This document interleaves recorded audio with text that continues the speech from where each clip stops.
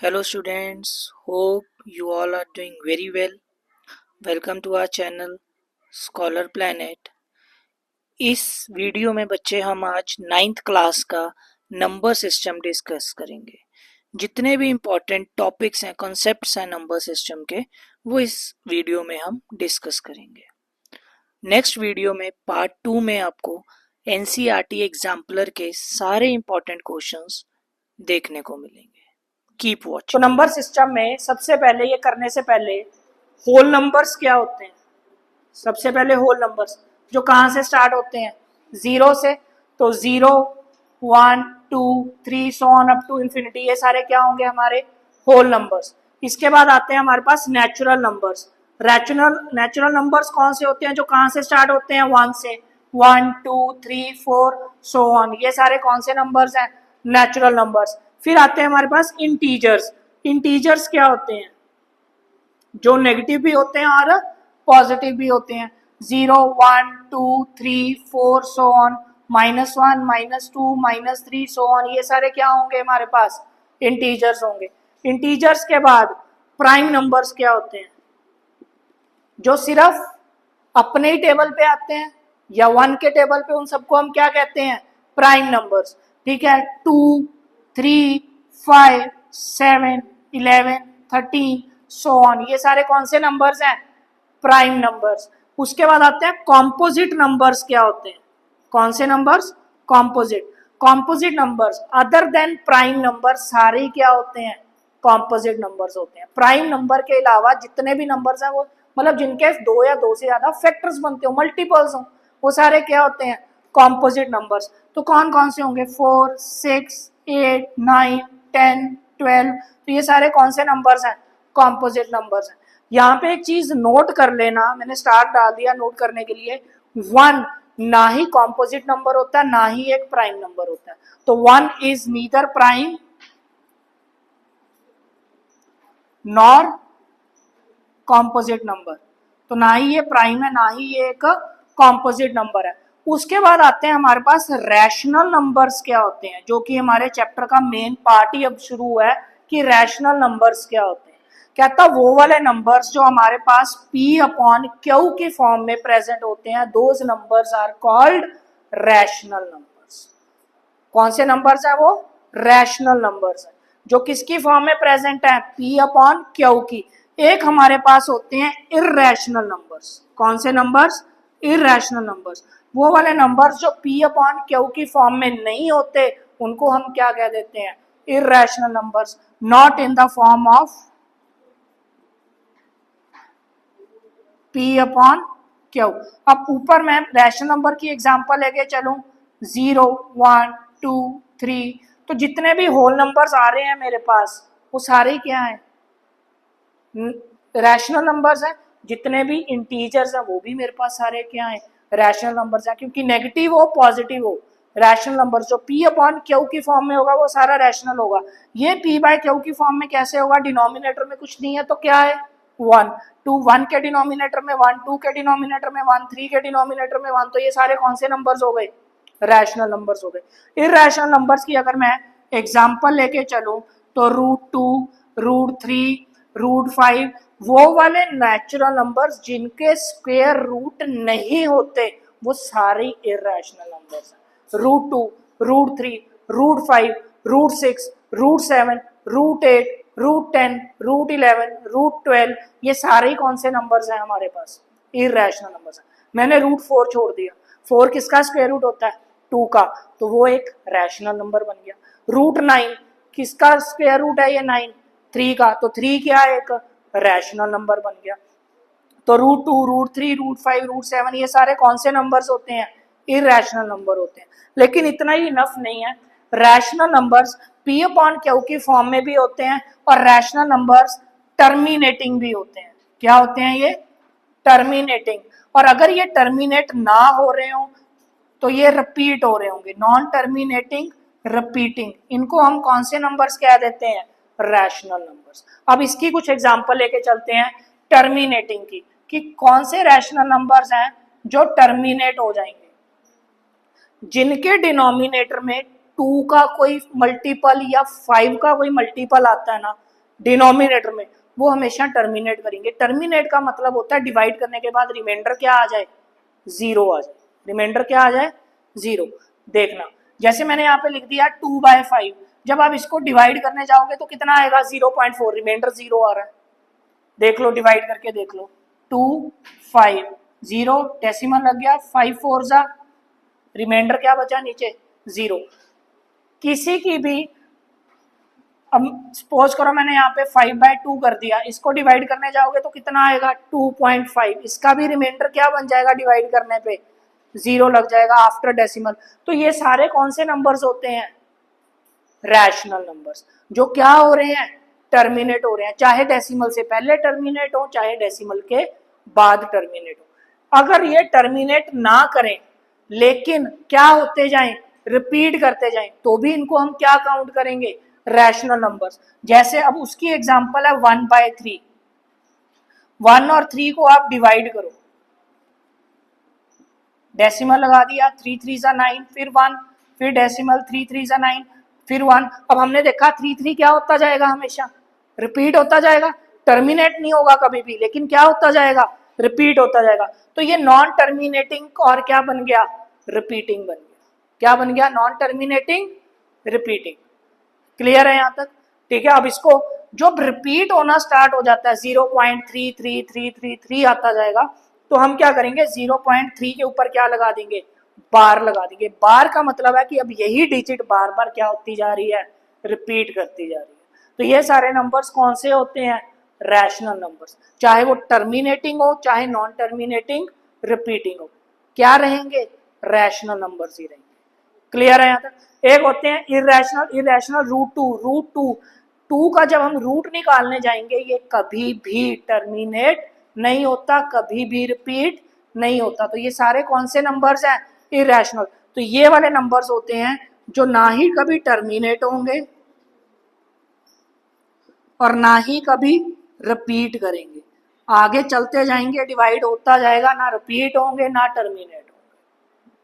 Clear है। तो वो सारे कौन से नंबर्स होते हैं, इरेशनल नंबर्स। एग्जाम्पल है वो, कोई भी ऐसे एग्जाम्पल पूछ सकता है कि कोई भी 2 या 3 इरेशनल नंबर्स की कोई एग्जाम्पल दे दो, तो आप एग्जाम्पल जो नॉर्मली ले सकते हो 1.01, 001, 0001, सो ऑन। देखो 0 बढ़ते जा रहे हैं पर रिपीट तो नहीं हो रहा कुछ भी, पहले एक 0 था, 2 हो गए, 3 हो गए, तो ये क्या है, एक इरेशनल नंबर है, कभी रिपीट ही नहीं होगा। और एग्जांपल ले सकते हो 0.10, 100, 100, ये भी क्या है, एक इरेशनल नंबर है। तो क्वेश्चन की एक टाइप आ जाती है, वो कहेगा, इसी के आगे करने लगा हूं, वो हमें कहेगा कि √2 और √3 के बीच में कोई इरेशनल नंबर बताओ। √2 और √3 के बीच में कोई एक इरेशनल नंबर बता दो। अब √2 खुद भी एक इरेशनल है, √3 खुद भी एक क्या है, इरेशनल है। लेकिन अगर हम लेके चले तो √2 की वैल्यू अप्रॉक्स 1.41 समथिंग आगे चलती रहती है, और √3 की वैल्यू कितनी होती है, 1.73, और आगे चलती रहती है। ठीक है, तो मतलब मुझे 1.4 और 1.7 के बीच में कोई non terminating non repeating decimal बताना है, और वो क्या होगा, मेरा एक इरेशनल नंबर होगा। तो उसके लिए हम यहाँ पे ऐसे लिख सकते हैं 1.50, 1.4 और 1.7 के बीच में आएगा 1.5, 500, 500, सो ऑन। तो ये दोनों के बीच में क्या बन गया, एक इरेशनल नंबर बन गया। क्लियर है यहाँ तक। क्वेश्चन है, क्या हमारा question, find 5 rational numbers between 3/5 and 4/5। हमें 3/5 और 4/5 के बीच में कितने रैशनल नंबर्स फाइंड करने हैं, 5। तो इसको करने के मैं आपको 3 मेथड बताने लगा हूं, ठीक है, जिसमें से एक मेथड आपको एमसीक्यूज में काम आ सकता है और बाकी के 2 मेथड्स आप उनमें से कोई भी एक यूज कर सकते हो। सबसे पहले हमने देखना है, हमने किन के बीच में फाइंड करना है, 3/5 एंड 4/5 के बीच में। सबसे पहले हमने देखना है कि दोनों के डिनोमिनेटर क्या होने चाहिए, सेम, जो कि है। अगर ना हो तो हम पहले डिनोमिनेटर्स को एलसीएम लेने के बाद सेम बनाएंगे, जो कि आप छोटी क्लासेस में करते हैं। आप करते थे ना इंक्रीजिंग ऑर्डर डिक्रीजिंग ऑर्डर में, इनको लिखो रैशनल नंबर्स की फॉर्म में जो फ्रैक्शंस दी होती थी। तो पहले हम क्या करेंगे, डिनोमिनेटर को सेम बनाएंगे। इसमें ऑलरेडी डिनोमिनेटर क्या है, सेम है। ठीक हो गया। अब इनके बीच में मुझे कितने रैशनल नंबर्स फाइंड करने हैं? 5। जितने फाइंड करने होते हैं उससे एक ज्यादा से डिनोमिनेटर न्यूमरेटर को क्या कर दो? मल्टीप्लाई। कैसे? 3/5, 5 फाइंड करने हैं, ऊपर नीचे 6 से क्या कर दो? मल्टीप्लाई। किससे मल्टीप्लाई कर दो? 6 से। 3 6 18, 5 6 30 एंड 24/30। अब इनके बीच में जितने भी रैशनल नंबर्स आ रहे हैं वो लिख दो। हमारे पास क्या आ जाएगा आंसर? देखो, एक आ गया 19/30, 20/30, 21/30, 22/30, 23/30। कितने रैशनल नंबर्स आ गए? पूरे पूरे आएंगे हमेशा। कितने रैशनल नंबर्स मिल गए हमें? 5 रैशनल नंबर्स मिल गए। या फिर आप ऑल्टरनेटिवली क्या कर सकते हो? 3/5 एंड 4/5 के बीच में फाइंड करना है। आप क्या करो, ऊपर नीचे 10 से क्या कर दो? इनको मल्टीप्लाई। किससे मल्टीप्लाई कर दो? 10 से। 10 एक स्टैंडर्ड ले लिया, 10 से ऊपर नीचे क्या कर देंगे? मल्टीप्लाई। तो क्या बन गया? 30/50 एंड 40/50। अब इन दोनों के बीच में कोई भी 5 रैशनल नंबर्स लिखो, कोई भी 5। क्या हो सकता है? 31/50, 32/50, 33 नहीं लिखना तो 34/50, 35/50, और नहीं लिखना तो चलो एक हम लिख देते हैं यहाँ पे 39/50। कोई भी 5 लिख दो दोनों के बीच में, हमारा आंसर। क्लियर है? ये दो मेथड्स तो थे जो हम नॉर्मली कर सकते हैं। क्लियर? अब इसी टाइप में कई बार वो ऐसे पूछ लेगा एमसीक्यू में, वो 5 रैशनल नंबर्स नहीं पूछेगा, वो कह देगा कोई एक रैशनल नंबर बता दो, क्योंकि आंसर्स देखो, आंसर्स दोनों में मैच नहीं हो रहे। पर आप जब डेसिमल फॉर्म में करने जाओगे ना इनको, तो ये वो इन दोनों के बीच में ही लाई कर रहा होगा डेसिमल फॉर्म में। अभी फ्रैक्शंस तो सेम नहीं है, तो आंसर्स तो मैच हो नहीं रहे। एमसीक्यू में 4 ऑप्शन दी होंगी, हो सकता है आपने जिस मेथड से किया हुआ वो ऑप्शन ही ना हो। तो मोस्टली एमसीक्यूज किसके बेसिस पे दिए जाते हैं? जैसे हमें दे दिया 3/5 एंड 4/5, हम बच्चे इनकी एवरेज फाइंड कर लेंगे। एवरेज कैसे फाइंड करेंगे? दोनों को ऐड कर दो, और ऐड करने के बाद 2 से क्या कर दो? डिवाइड। क्या आ जाएगा? 7/10। हो सकता है उसने वहां पे क्या दिया हो हमें ऑप्शन में? 7/10 दिया हो, और 7/10 जो कि इन दोनों के बीच में आएगा, पर हमारे आंसर्स में कहीं पे आ रहा था 7/10? नहीं आ रहा था। तो मतलब हम क्या करते हैं, अगर इन दोनों के बीच में सिर्फ एक रैशनल नंबर फाइंड करना है तो दोनों को हम क्या करेंगे? ऐड करके 2 से क्या कर देंगे? डिवाइड कर देंगे। एमसीक्यूज मोस्टली इसी के बेसिस पे दिए होते हैं। क्वेश्चन की टाइप क्या आ गई हमारे पास? Show that 0.3333 so on can be expressed in the form of P upon Q। अब हमें क्या दिया है? 0.3333 कहता रिपीट होता जाएगा, इसको कौन सी फॉर्म में चेंज करो? P upon Q। मतलब इसको हमने रैशनल फॉर्म में चेंज कर कर बताना। ठीक है, तो जब भी ऐसा क्वेश्चन आ जाए तो सबसे पहले हम क्या लिखेंगे? लेट कर लेंगे कि ये किसके इक्वल है? एक्स के इक्वल है। किसके इक्वल है? एक्स। तो इसको हम लिख देंगे 0.33 रिपीट हो रहा है, तो क्या लिख दिया इसको? 0.3 का बार। क्लियर है? इसको दे दो नंबर 1। अब डेसिमल के बाद जितनी डिजिट्स के ऊपर बार होता है उतने ही नंबर ऑफ टेंस हो, 100 हो, 1000 हो, उनसे क्या कर दो? मल्टीप्लाई कर दो। जैसे यहाँ पे हमारे पास क्या आ रहा है? 0.3 का बार आ रहा है, तो हम क्या करेंगे? दोनों साइड्स को 10 से, क्योंकि डेसिमल के बाद एक डिजिट के ऊपर बार है ना, तो 10 से मल्टीप्लाई कर देंगे। 2 डिजिट्स के ऊपर बार होता तो 100 से करते, 3 डिजिट्स के ऊपर बार होता तो किससे करते? 1000 से करते। तो अब हम क्या करेंगे? मल्टीप्लाई कर देंगे both sides by 10। दोनों को 10 से क्या कर देंगे? मल्टीप्लाई। तो क्या बन गया?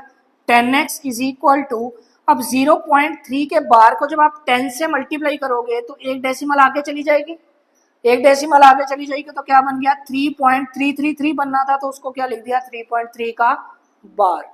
क्या लिख देंगे इसको? 3.3 का बार। इसको दे दिया इक्वेशन 2। अब हम दोनों इक्वेशंस को क्या कर लेते हैं? सबट्रैक्ट, माइनस कर लेते हैं। Subtract 1 from 2। तो 10x में से x माइनस करेंगे तो कितने x, 9x। अब देखो 3.3 बार में से 0.3 बार को हमने क्या करना है, माइनस। 3 बार में से 3 बार 0 रह गया, तो आंसर क्या बन गया 3.0। तो इसको हमने क्या लिख दिया 3। तो x की वैल्यू कितनी आ गई 3/9, दैट इज 1/3।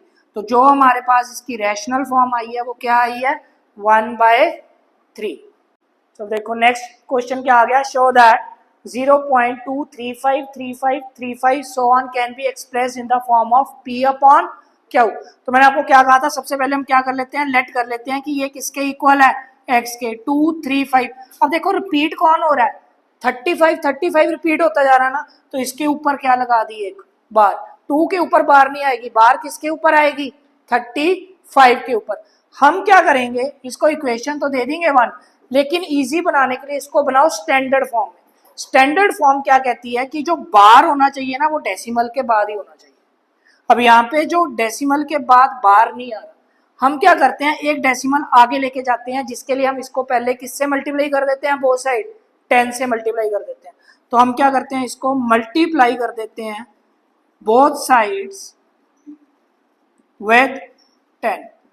तो ये बन गया 10x इज इक्वल टू 2.35 का बार, इसको दे दिया नंबर 2। अब ये बन गई हमारी एक स्टैंडर्ड फॉर्म। कौन सी फॉर्म बन गई, एक स्टैंडर्ड फॉर्म। इसको आगे अब हम क्या करते हैं, अब देखो जो अब हम शुरू से ही करते थे वो वाला स्टेप आ जाएगा। क्या करेंगे, कितने डिजिट्स के ऊपर बार है, 2 डिजिट्स के ऊपर। अब फिर से बोथ साइड्स को किससे मल्टीप्लाई कर देंगे 100 से। किससे मल्टीप्लाई करेंगे 100। अब फिर से इस इक्वेशन को मल्टीप्लाई करो, मल्टीप्लाई इक्वेशन 2 विद 100। तो अब 100 इंटू 10 ये बन गया 1000x इज इक्वल टू 2.235.35 का बार। इक्वेशन 3, 2 डेसिमल्स अपा और आगे चले। क्लियर हो गया। अब थर्ड और सेकंड इक्वेशन को क्या कर दो, सब्ट्रैक्ट कर दो। तो क्या करेंगे, सब्ट्रैक्ट 2 फ्रॉम 3।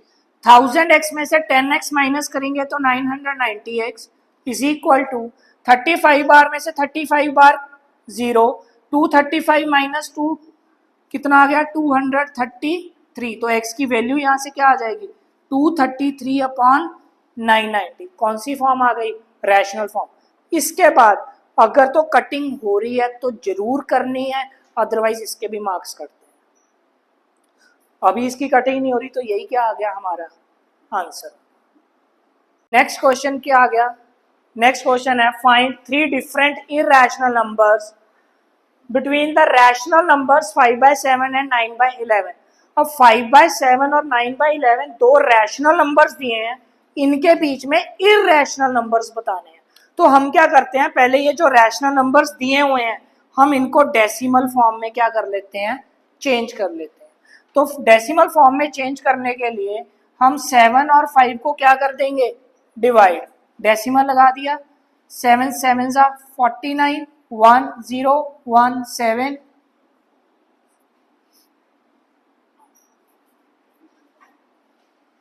अप्रॉक्स लेना था तो मैंने यहाँ पे अप्रॉक्स क्या ले लिया 0.714। ठीक हो गया। पहले क्या किया 5/7 को डेसिमल फॉर्म में कन्वर्ट किया, ऐसे ही 9/11 को करते हैं डेसिमल फॉर्म में कन्वर्ट।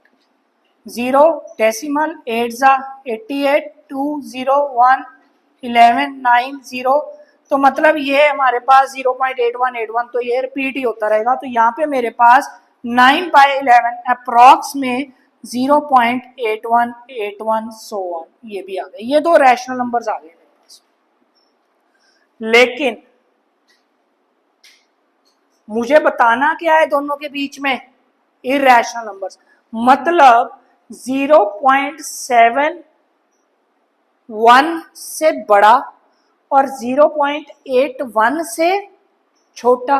कितने रैशनल नंबर्स, 3। तो बना लो 0 पॉइंट लिख सकते हैं 72, 722, 7222 सो ऑन। पहला इरैशनल नंबर हो गया, कोई भी ऐसा बना दो। 0.730, 300, 3,000 सो ऑन, 0.81 से छोटा चाहिए ना, 80, 800, 8,000 सो ऑन, कोई भी ऐसे 3 या 4 जितने मर्जी इरेशनल नंबर्स हम बीच में लिख सकते हैं। तो 2 रैशनल नंबर्स दिए हुए थे, हमने क्या फाइंड किया, उनको पहले किस में कन्वर्ट किया, डेसिमल फॉर्म में, और जो 2 डेसिमल्स थी वहां से हमें आइडिया मिल गया, हमने बीच में क्या फाइंड कर दिए, इरेशनल नंबर्स फाइंड कर दिए। क्लियर है क्वेश्चन? तो देखो अब नेक्स्ट क्वेश्चन है, ऐड 2√2 प्लस 5√3 एंड √2 माइनस 3√3, कहता दोनों को क्या कर दो, ऐड। तो इसको ऐड करने से पहले छोटा सा कंसेप्ट है, इसको याद रख लेना बच्चे, हमारे पास जैसे √2 है और √3 है, ये आपस में ऐड नहीं हो सकते, आप इसको √5 नहीं लिख सकते।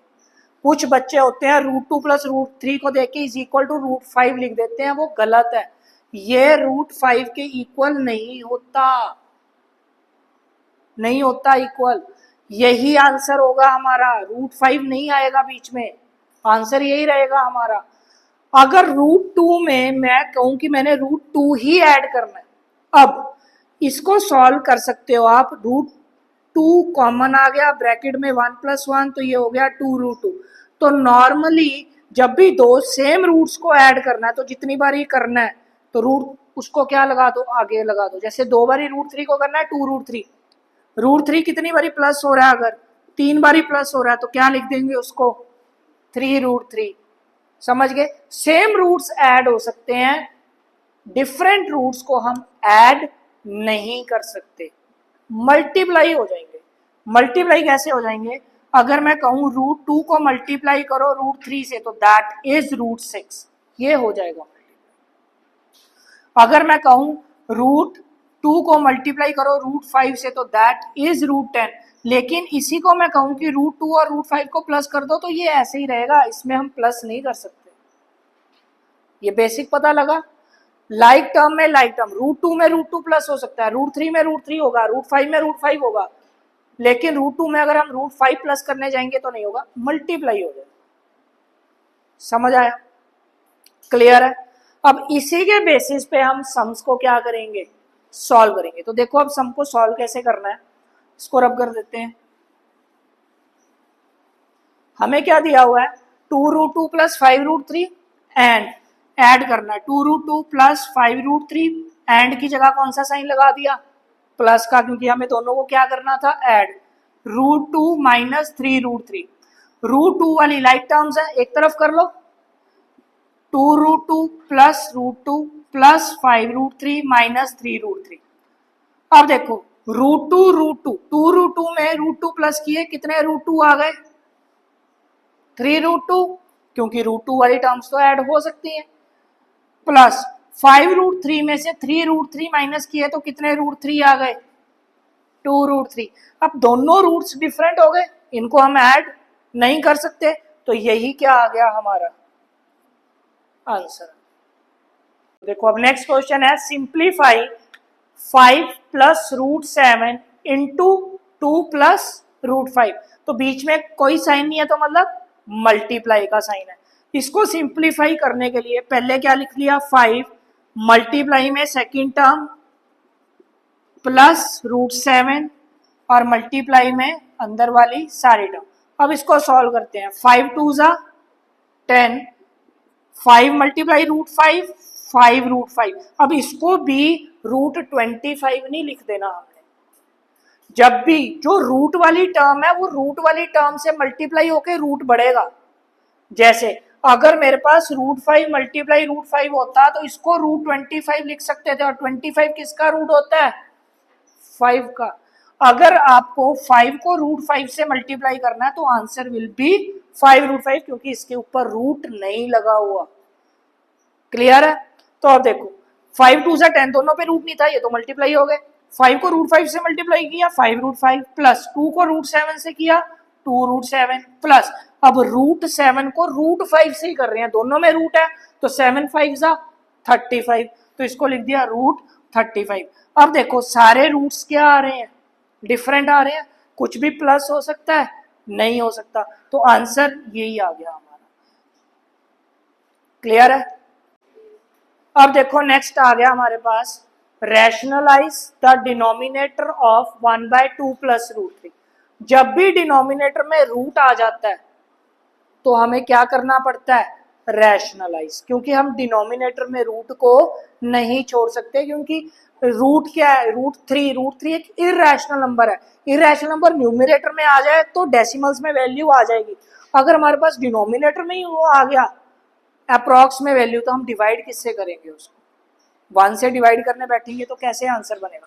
तो हमें क्या करना पड़ता है, इसको रैशनलाइज। रैशनलाइज करने के लिए हम क्या करेंगे, 1/2 प्लस रूट थ्री मल्टीप्लाई, नीचे वाली टर्म को ही ऊपर नीचे लिख देंगे, लेकिन दोनों का जो साइन है वो क्या हो जाएगा, चेंज। अगर नीचे प्लस का साइन है तो ऊपर नीचे किससे मल्टीप्लाई करेंगे, माइनस से। अगर यहाँ पे माइनस का साइन होता तो ऊपर नीचे किससे मल्टीप्लाई करते, प्लस से मल्टीप्लाई करते। तो अब देखो 2 माइनस रूट थ्री को 1 से मल्टीप्लाई करेंगे, न्यूमिनेटर को न्यूमिनेटर से, तो 2 माइनस रूट थ्री आएगा। नीचे a plus B A minus B, आपको आइडेंटिटी आनी चाहिए, a माइनस बी और a प्लस बी की आइडेंटिटी होती है a का स्क्वायर माइनस b का स्क्वायर। और रैशनलाइज के क्वेश्चन में नीचे आइडेंटिटी बनेगी ही बनेगी, आइडेंटिटी बनेगी ही बनेगी। तो क्या बन गया, a square minus B square, तो 2 माइनस रूट थ्री अपॉन 2 का स्क्वायर 4, रूट थ्री का स्क्वायर, मतलब रूट थ्री को 2 बार ही मल्टीप्लाई करने को कह रहा है वो, और रूट थ्री को जब मैं 2 बार मल्टीप्लाई करूंगा तो रूट 9, और रूट 9 किसका स्क्वायर रूट होता है, 3 का। तो अब याद रख लो, जब सेम रूट वाली टर्म्स क्या होती हैं, मल्टीप्लाई होती हैं, तो रूट खत्म हो जाता है क्योंकि उसका स्क्वायर आ गया। या फिर ये कह लो कि रूट थ्री के स्क्वायर को हम ऐसे भी कर सकते हैं, रूट थ्री का मतलब होता है 3 की पावर 1/2, उसकी आगे पावर 2 है, तो भी आंसर, पावर से पावर कैंसिल हो जाएगी, 1/2 मल्टीप्लाई 2, 2 से 2 कैंसिल हो गया, आंसर फिर भी क्या बचा, 3। तो जब भी दो सेम रूट्स को हम मल्टीप्लाई करेंगे तो आंसर, रूट खत्म हो जाएगा, आंसर वही आएगा। अब देखो रूट थ्री का स्क्वायर कितना बन गया, 3, तो आंसर क्या आ गया, 2 माइनस रूट थ्री अपॉन 1, तो 2 माइनस रूट थ्री क्या आ गया हमारा आंसर, रैशनलाइज हो गया। क्वेश्चन है, rationalise the denominator of 5 upon root three minus root five. नीचे वाली टर्म को रैशनलाइज करेंगे तो मल्टीप्लाई में साइन क्या हो जाएंगे, दोनों के चेंज हो जाएंगे, साइन क्या हो जाएंगे, चेंज। अब 5 को दोनों के साथ मल्टीप्लाई करना है, तो 5 multiply root three plus root five upon, नीचे क्या बनेगा, A square minus B square, A minus B, A plus B की identity A square minus B square, क्या आ गया, 5 into root three plus root five upon root three का square 3, root five का square 5, तो आंसर क्या बन गया, 5 into root three plus root five upon -2, minus ऊपर लगा लो, तो आंसर क्या आ गया, -5 root three plus root five upon 2। अब रूट थ्री और रूट फाइव डिफरेंट टर्म्स हैं जो रूट में है, इनको हम ऐड नहीं कर सकते, तो यही क्या आ गया, हमारा आंसर आ गया, और डिनोमिनेटर में से हमने रूट को खत्म कर दिया। So students, hope you all like this video.